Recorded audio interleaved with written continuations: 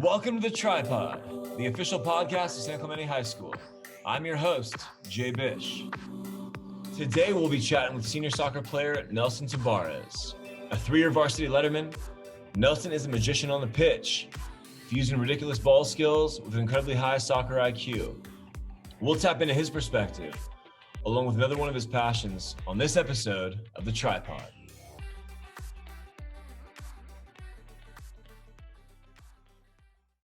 So Colin Canizales, I don't know if you remember this, but he made a documentary about your soccer team, about the high school soccer team last semester. He featured you on it.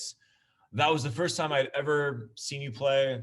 But when I watched you, I hear soccer talked about as like the beautiful game because of the way that people play it, right? Where it's just like this beautiful thing to watch. Yeah. And that's how I describe the way you play. You're a lot of fun to watch on the field. Can you recall like your first memories of playing soccer? Okay. Yeah. So basically, growing up in a family with 3 other siblings, I was actually the only one who got attracted to any sort of sport. All of my 3 older siblings never did sports, never even tried it. So it was just kind of rare for me to actually get hooked on it. But basically, when I had a relative come and visit, he stayed and lived with us for a while, helping my dad with work. He actually had a ball and then took me out to kick it around, and it just kind of clicked. Ever since then, I just would catch myself going outside, kicking a ball, even if it was against a curb, a wall, anything I could find, I would just end up, playing it because I just enjoyed it that much. And honestly, over time, it was just something that came easy to me. Obviously I did work for it and then improved my game, but it was just something kind of natural. So what do you remember? I mean, like, because I think when I watch you play, I think when the ball's at your feet, it just seems really natural and really easy. How long did it take before you realized that it was just sort of it was a natural skill that you had? Okay, yeah. So growing up, I was never the biggest guy. I was always the smallest guy. And it was pretty noticeable too. It wasn't like by an inch or two. It was a couple inches that guys had me beat in height. So, I thought the best way for me to, adapt to that and use my abilities is just to keep the ball, I guess, glued to my feet, which, as you said, you could see in my playing style. So growing up, I never actually like went to the fields. It was usually just me going outside in my street and then playing with some friends, street ball and all that. So with street ball comes a bunch of like balance and just having to bounce off people and make sure you don't fall to the ground or else you'll scratch yourself up. So I guess that's where a bunch of my ability with keeping the ball close to my feet and just, using those tight spaces to show my skill came from that. Are you somebody that, you go in like your backyard or in your front yard and like be dribbling around a lot, or more so like you're just developing those skills by playing with other people? It was a lot of that when I was little. It was definitely me going out, just doing some cuts, like quick movements, scissors, all that.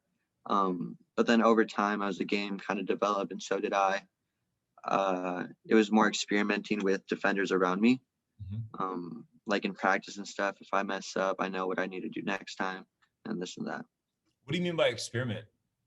So whenever I see highlight videos of some of my favorite players like Neymar and Messi, I'll try to put that into my own game and playing style.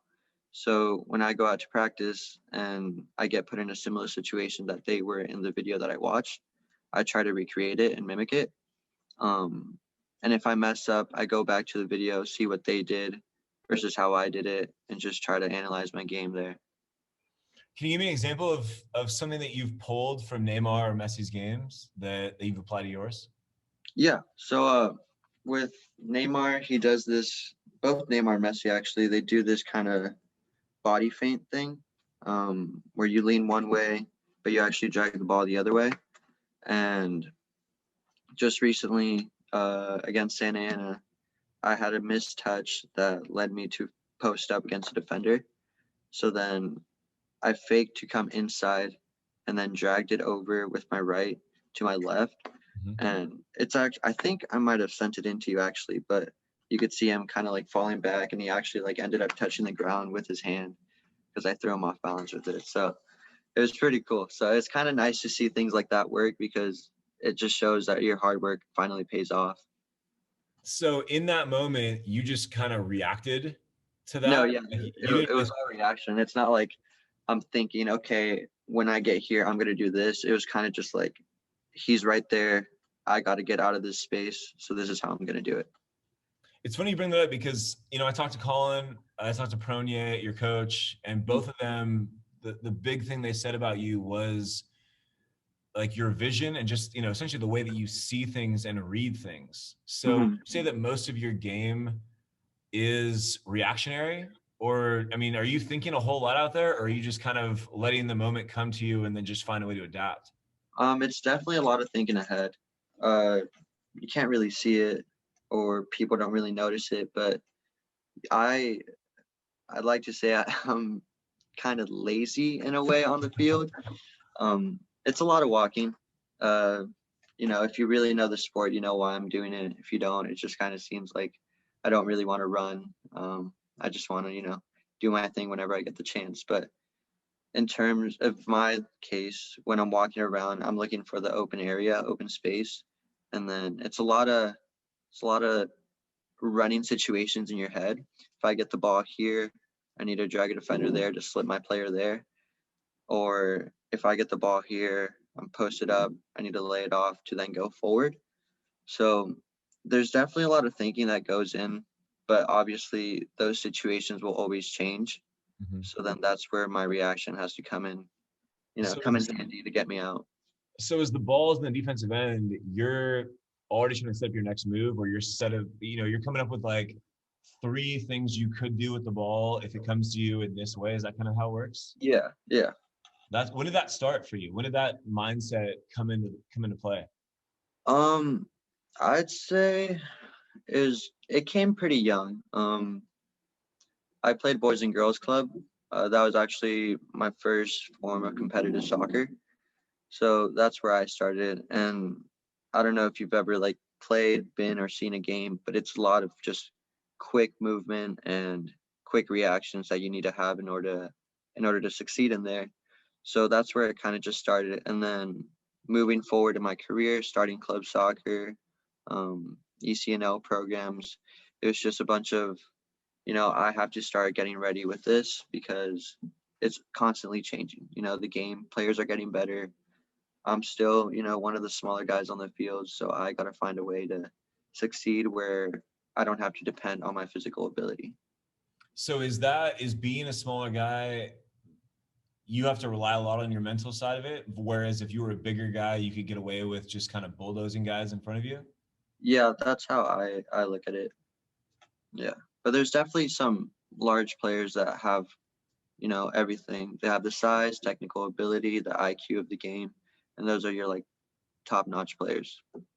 But I mean, conversely, though, when you look at a guy like Messi, who is always one of the smallest, he's always one of the smallest guys. Yeah. You look at him and then just think, like, what? I mean, does it help you in your career? Go, I could play on that level because he can. No, yeah, definitely. He's always been an inspiration of mine.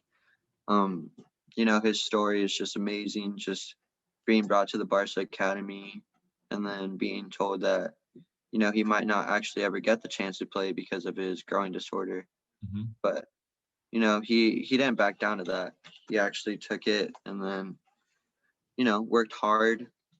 He did have to get certain steroids to actually grow a couple inches, but if you look at him now, there's players that tower over him, and he has no problem just getting around.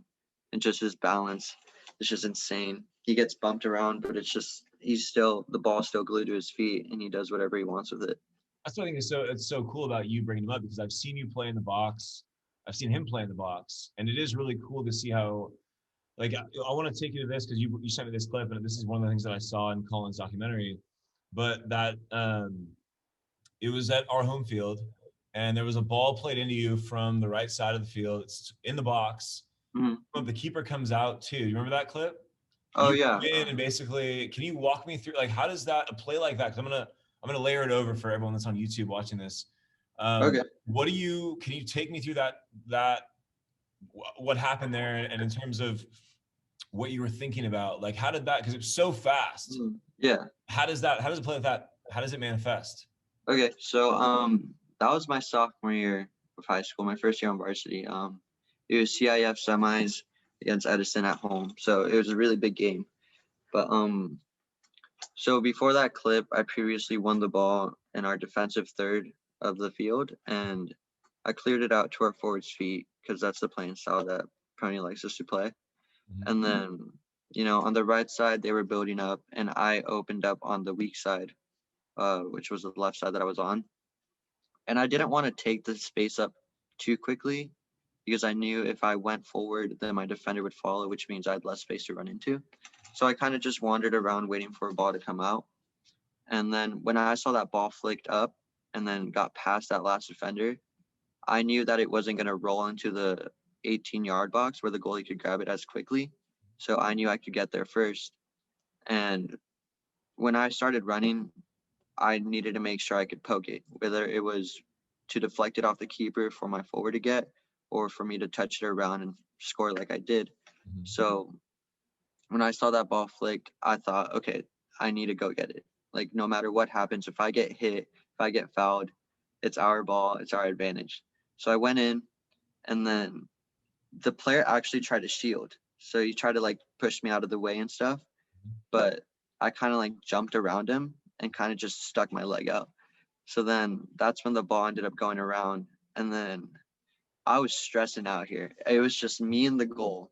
I was like, if I miss, I'm subbed out of the game. We could lose this game right here and now. And then I like checked my right shoulder and I saw a defender coming in. And I like to be a flashy player. That's kind of just my playing style. So all these scenarios running in my head, I was like, I could flick it up, it goes over him. I could stop the ball, let him slide through, and then I just tap it in. Mhm. But then I just hear Pronya's voice in the back of my head, like, go, shoot it, shoot it. So then I just hit it, and then it goes in, and it's just like this huge relief. And then hearing the crowd in the background just, cheering, and then my teammates coming over to me, it's just an insane feeling, especially as a sophomore. Mhm.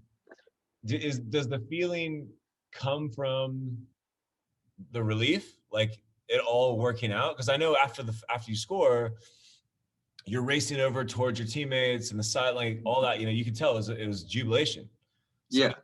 does that because I think that's one thing that I love about soccer when I watch it is just the celebrations, because you talked in there too about like you're waiting for this opportunity to mount, right?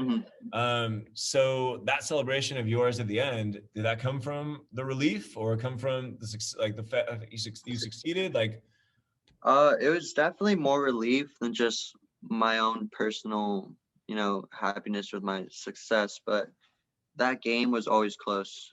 Edison was up 1-0, then we tied 1-1. Then they were up 2-1, and then my goal tied it 2-2. Mhm. So it was a relief to know that we were still back in the game. And, Quinn Richards, who I jumped into his arms.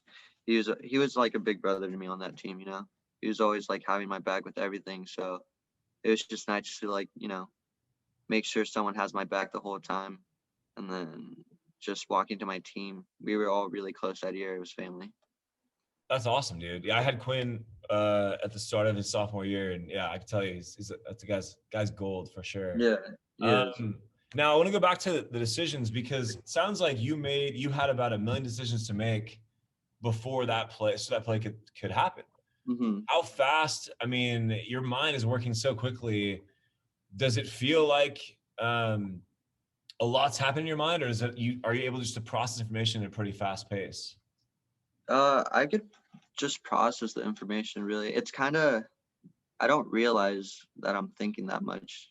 Um, it just kind of happens. It's not something that I stress about making sure that I think everything out. It's just when I look one direction, I see this. When I look the other, I see that. That's awesome, dude. And so I Yeah. know on the heels of graduation coming up, you're going to Concordia. What did it feel like to get that offer and to accept it together? Yeah. So, with everything going on this year, Division 1 recruitment was really weird, and I thought, the best option for me, not only as a student but as a soccer player, would be to attend a Division 2 school where I know I would succeed. And to receive an offer that I did from Concordia, it meant a lot. It was kind of like a thank you to mini me, a couple years ago, just sticking through it, even through the hard times. It was like, we did it. Now you just got to make sure you succeed in college. But it was definitely just a lot off my chest, finally being able to know that I'm going to go to college and do what I love. That's awesome. And so what do you, I mean, do you envision a soccer career beyond college? Is that the goal for you? Is it, where does that all stand? So yeah, uh, when I was little, my dream was always to be a professional soccer player, and it still is, but, you know, it is taking a toll on my body. I have been struggling with some knee injuries lately and with, patellar tendonitis, but definitely it still is a dream of mine to become a professional soccer player, whether it is overseas or here in the MLS, first, second, third division. It's just to play in front of a crowd, cheering your name. It's just always something cool. That's awesome, dude. Yeah. Well, I know soccer isn't the only thing you love. I know you've been dabbling in photography as well. Walk me through how that began for you. What was it that initially led you to being intrigued with cameras and such and taking photography? hmm My dad, he worked with a family friend of ours, who was actually a professional photographer, and he did a lot of wedding photography, big events like that. And whenever we went over to his house, I would always mess with the camera, fiddle around, and he would show me these photos that had a bunch of meaning to them, had stories behind them, people, you know, with their stories. And I guess that's kind of what attracted me to it. The fact that you could stop a place and time that has so much meaning to someone else. Um, that's kind of my big emphasis on it is like you snap one picture that looks one way to another person. Whereas when you look at it, it just tells a story of like tragedy, love, happiness, sadness, all those things. That's awesome. Yeah. You've also had, I think, it feels like you're experimenting with photography as well. Some of those ones you had with the really cool, um, just like really cool visuals that were going on there. There's that one that you sent me with the kid in the middle. It looks like he's got like colorful. I Oh can't remember yeah. the picture. Like what? I mean, what is the idea behind that? What is inspiring you in those moments to capture that? Okay. So that was actually my friend Luke Houston.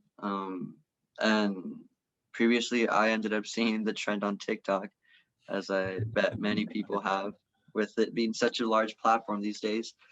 But no, yeah. So I saw the picture, and then I already knew how to get the stream of lights. Mm-hmm. So I just grabbed LED lights, and I decided, okay, if he stays still and I just walk around swinging them around, it won't pick me up, but it'll pick up the lights and create a stream. So I decided to try it out, and I messed up. It was really hard to actually like find the right picture, because it had to be during the night so you could see the LED lights, but you had to make sure you actually moved around the subject properly in order to brighten up their face and everything. Mm-hmm. So it took a couple of tries, and then the photo I sent you, that's actually unedited, and yeah, so it was just something that I was really proud of that it came out like that, because I spent, hours and hours just trying to figure out how I was going to do it correctly. That's rad. I mean, it's cool because photography can be a hobby, but also it can be a career. I mean, is this something else that you would consider down the road? I mean, it sounds like you put a lot of time and effort into it already, and that you love it. I mean, is this Yeah. do you want to study this in college, perhaps, or Um, where does photography reside, kind of in your plans? yeah, so I thought about it as a career when I was, eighth grade coming into high school. But, as of now, I kind of just look at it as a hobby, a way for me to get away from all the stresses in life and just do what I love, capturing moments that I want to capture, and just kind of like let everything go in a sense. What does that So, mean when in terms of like when you're letting everything go? What is that mindset like for you? so when I'm snapping a picture, I'm focusing on how I wanted to look, how I wanted to how I'm gonna want to edit it. It's not so much like everything relating to school, life, soccer. It's kind of gone during those times because I'm more focused on what I want my camera to capture. That's awesome, dude. Well, man, Nelson, I really appreciate your time. I think it's so cool to hear young people like yourselves that are just so invested in passions that they have. And the fact that you've gone from this kid that started playing soccer at a young age to doing things on the pitch that are just incredible, taking you to college and stuff like that, but also finding this passion in photography. I'm excited for your future, dude. Sounds like you got a lot of good stuff going on, and I appreciate your time and sharing it with me today. Thanks so much. Thank you so much. Thank you for having me. For more episodes of The Tripod, check out sctripod.com.